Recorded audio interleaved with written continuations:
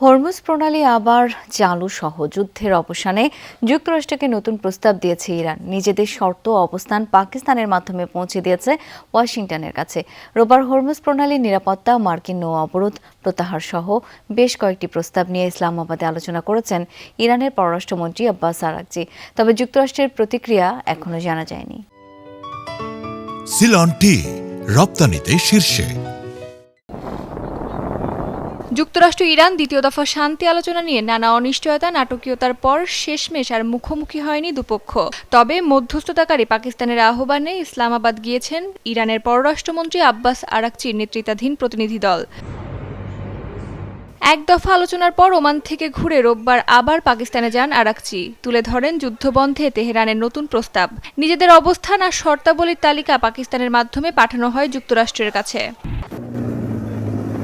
নতুন প্রস্তাবে রয়েছে গুরুত্বপূর্ণ হরমুজ প্রণালীতে নৌ চলাচল স্বাভাবিক রাখা, সেখানে নতুন আইনি কাঠামো কার্যকর, যুদ্ধকালীন ক্ষতিপূরণের প্রশ্ন, যুক্তরাষ্ট্রের সম্ভাব্য আগ্রাসনের বিরুদ্ধে নিশ্চয়তা এবং মার্কিন নৌ অবরোধ প্রত্যাহারের বিষয়।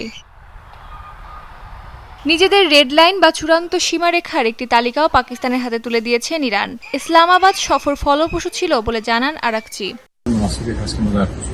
ইসলামাবাদে আমাদের আলোচনা খুবই ফলপ্রসূ হয়েছে।